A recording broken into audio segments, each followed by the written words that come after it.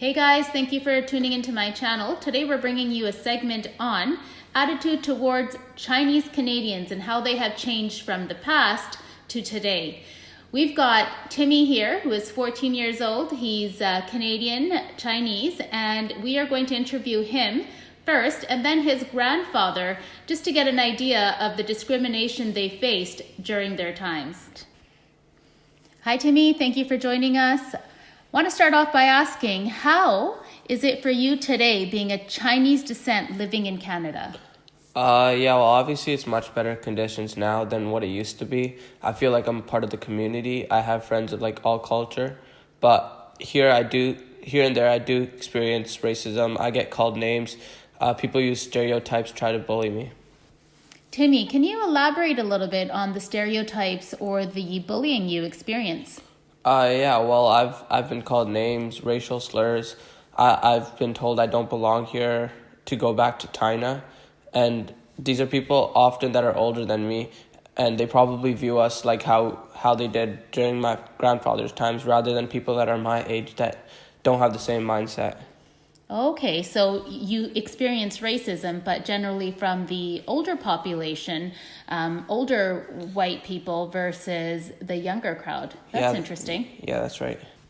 So does your grandfather often share his experiences of moving to Canada? He uses one simple word to describe his experiences when moving here to Canada, and that one word is gruesome. Interesting. That's a very bold word. Well, we are going to be interviewing him later, and we'll have him elaborate on this. I do want to ask you, though, so when your grandfather shares his experiences of discrimination, how does it make you feel?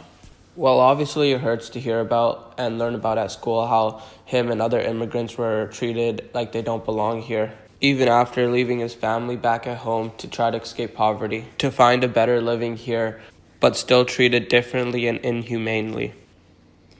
Timmy, how would you describe your ethnic origin? What is your ethnicity, your nationality? I was born and raised in Canada. I'm Canadian.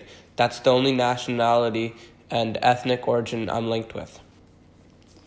Okay, well, just one more question. What message do you want to give to our listeners before we let you go? I want everyone listening to know that our culture has contributed a lot to the community, and that us Chinese should be treated like we are part of Canada's success. All right, listeners, we've got Edward here that will be joining us. He is Timmy's grandfather, Chinese Canadian who had immigrated from China in 1952. Hello, Edward. Hi.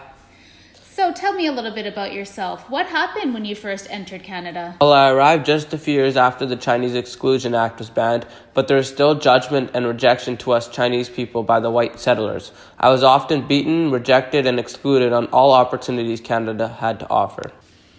Why did you come to Canada? China still had corruption.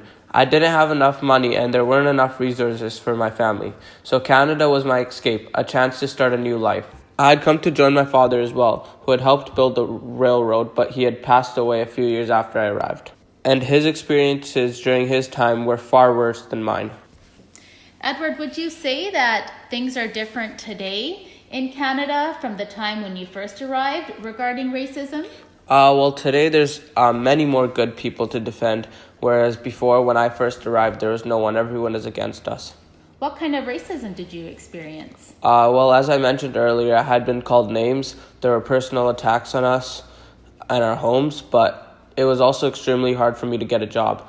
If I ever did, I would be paid half the amount as the white man next to me. Wow, so job discrimination as well. Yeah. How do you think discrimination and racism can be put to an end? I think by embracing what everyone individually brings to the society could help end racism. Chinese people brought music, tradition, and contribution to the economy. Timmy made mention that you describe your experience in Canada as gruesome. And after interviewing both of you, I can see that you just want your place in Canada. You just want to be respected and recognized.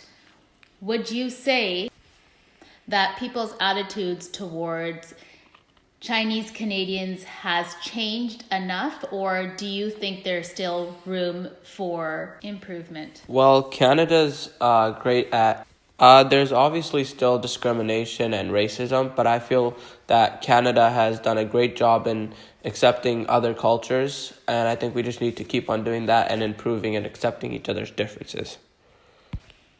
All right. It was a pleasure having both of you. I wish you all the best, and hopefully your message will be heard and we can do a better job at embracing each other and our differences. Thank you, listeners, for tuning in. Check out my link below.